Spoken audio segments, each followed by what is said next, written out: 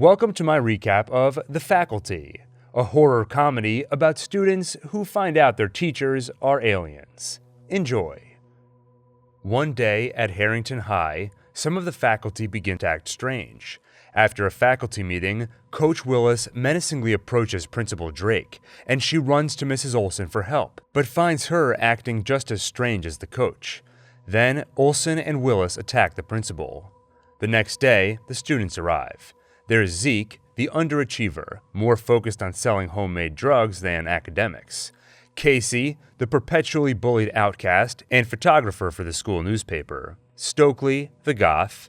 Delilah, head cheerleader, editor of the school newspaper, and girlfriend to star quarterback Stan. And finally, Mary Beth Louise Hutchinson, the new girl. In the faculty lounge, Mr. Furlong notices the coach's strange behavior, showing a seemingly unquenchable thirst for water. In the halls, an unusually introspective Stan tells Delilah he's quitting football to focus on academics. So she breaks up with him. The head cheerleader dates star quarterbacks, not academic wannabes. In history class, Stan shows a new eagerness in his academics, which catches Stokely's attention, planting the seeds for a growing crush. At the football stadium, Casey broods after eating lunch alone. He finds something strange in the grass, a small, seemingly dead creature. So he brings it to Mr. Furlong, who concludes the boy has discovered a new form of sea-dwelling organism. Mary Beth is surprised when Zeke analyzes the specimen and offers his own insights, showing the underachiever is actually quite intelligent. When Furlong places the specimen in water, it comes to life, displaying red tendrils and an ability to self-replicate. It also proves to have some bite. Later, Stan officially quits the football team, and Coach Willis is uncharacteristically understanding. In the showers, Stan is approached by an ill Mrs. Brummel, desperately seeking water. When Stan tries to comfort the teacher, flesh and hair peel off in his hand.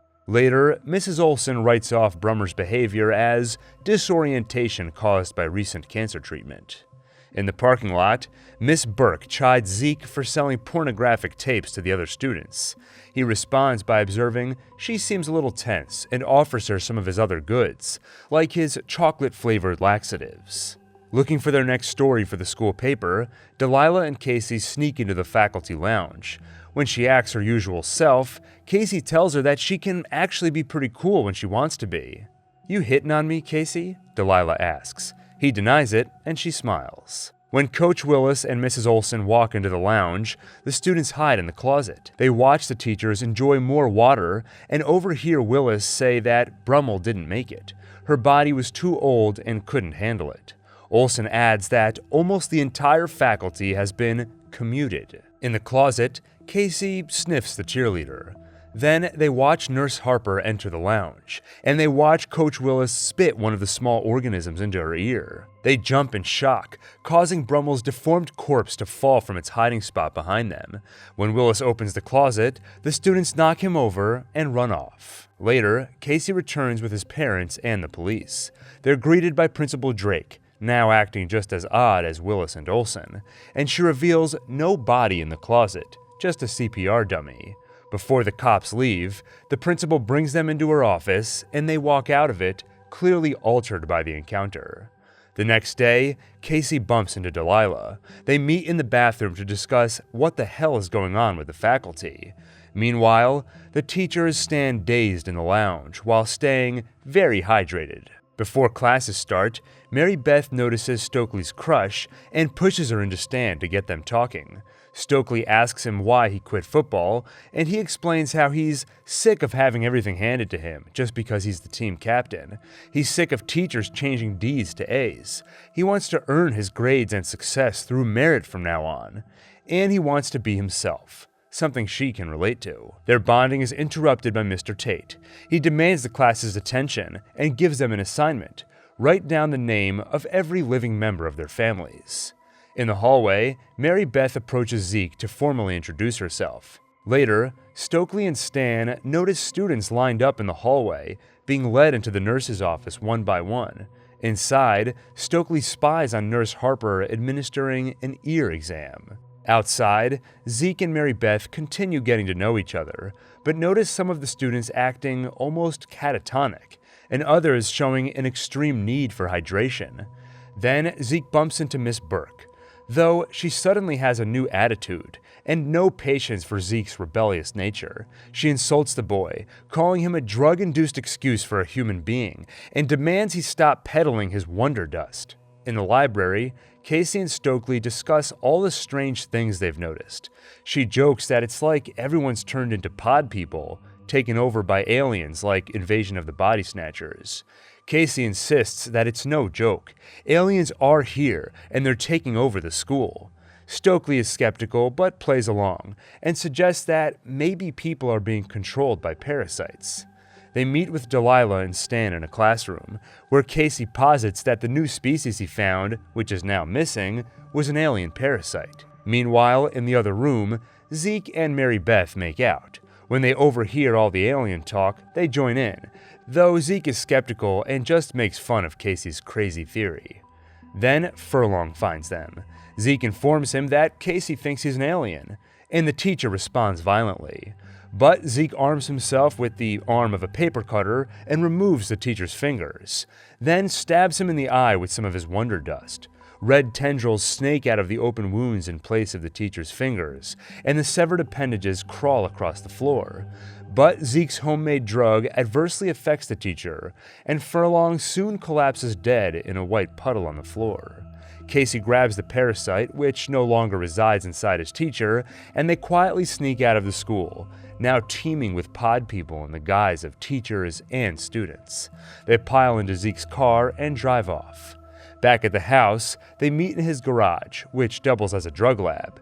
There, Zeke experiments on the parasite and confirms that his drug, whose main ingredient is caffeine pills, acts as a diuretic, which dries out and kills the parasite.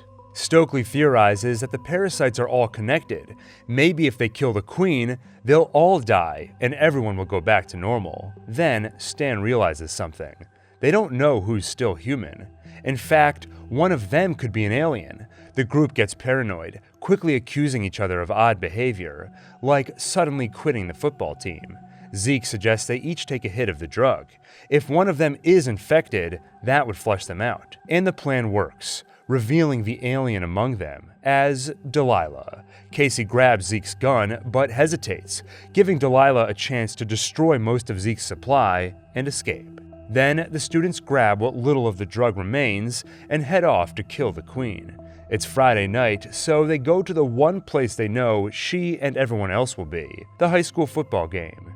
In the crowd, they find Principal Drake, who they assume is the queen.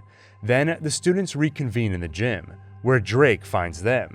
They immediately tie her up, then pull out the gun and the drugs. When she refuses the drug, Casey threatens to plunge it into her eye like they did to Furlong. Then he hesitates. What if they're wrong? What if she isn't one of them? She tries to escape, so Zeke shoots her in the head. Then she stands back up, and small parasites pour out of the fresh wound. So Mary Beth throws the drug in the woman's face, and it kills the alien inside, leaving only Principal Drake's corpse behind. Stan leaves to check if killing the supposed queen works. He takes one of the 2 remaining vials of Zeke's drug with him, and in case they failed and this is the apocalypse, Stokely kisses him on his way out. Outside, in the rain, Stan quickly finds that it didn't work. The teachers and students are still infected by their parasites. At the gym, they await Stan's return, and moments later, he arrives begging them to let him in. Everyone's still infected, and the coach is after him. Zeke demands he take the drug to prove he's still Stan, but Stan lost it in his struggle with the coach. So Zeke hands him the last remaining vial, and Stan pours it out, proving he's one of them now. Stan promises that it's better to join the aliens. They'll have no pain or worries. And it's too late anyway. They've already won. The students refuse to let him in, and Stan runs off. Casey suggests they go after the coach. Maybe he's the one, since he turned Stan. But Mary Beth points out they're completely unarmed. Maybe not, Zeke suggests. He may have more of the drug in his trunk. So Casey and Zeke sneak into the parking lot, evading the coach and his troupe of football players. Casey draws their attention as the decoy, then hides in one of the school buses, where Delilah finds him. "Where are you gonna go, huh?" she asks. Class wuss, eternal little loser, who comes to school every day knowing that this is it. but she offers that they can stop it. If he joins them, he'll be happy. She approaches him, and the bus is surrounded by the football players. Casey leaps out of the top of the school bus, and the football players chase him, while Zeke gets to the car and finds no drugs in his trunk, though he does find Miss Burke waiting for him. He spots vials of the drug on his center console and quickly jumps into the car, but Burke breaks through the passenger window and joins him. Zeke buckles up and slams the car into a school bus, launching Burke through the window. The crash severs her head and tentacles grow out of it, helping it crawl back to her body so she can put herself back together again. At the gym, Stokely and Mary Beth wait for the boys' return. In the meantime, Mary Beth, the new girl, reveals her true form as the alien queen. Casey arrives and runs with Stokely. The queen nearly kills her, but they manage to escape and hide in the locker room. Then Zeke arrives. Before Stokely can explain what's happening, Mary Beth shows herself in human form and tells Zeke that Stokely is the queen. But Zeke notes that it's odd Mary Beth is naked during all this, and a giveaway that she's lying. So she comes clean and explains how she faked taking the drug earlier. Zeke moves to plunge a vial into her, but Stokely reveals herself as infected and stops him. Casey comes out from hiding, then tackles Stokely into the equipment area and locks her in it. Before going after Mary Beth, Zeke insists Casey take the drug to prove he's not one of them, and he does. Then the two students quietly move, but the now high Casey has a hard time keeping up. Suddenly, he's alone, until Zeke is thrown by the alien and knocked unconscious next to him. Casey continues to hide while Mary Beth searches for him and tells him about her world, the one which dried up and sent her to Earth in search of water. She reverts to her alien form and chases him. He runs to the gym and hits the button to close the bleachers. He lures the alien behind them. Then the bleachers close and crush the alien in place, giving Casey a chance to plunge a vial of the drug into its eye. The queen dries up and dies. In the locker room, Casey finds Stokely cured.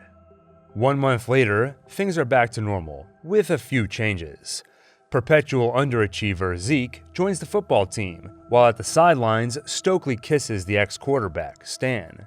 The usually ignored Casey finds himself at the center of a national news story about a supposed alien invasion. Delilah asks him what it's like to be a hero, and the two kiss. I hope you enjoyed this recap. If you did, make sure to like, subscribe, and hit the bell icon for more. Thank you for watching, and see you on the next one.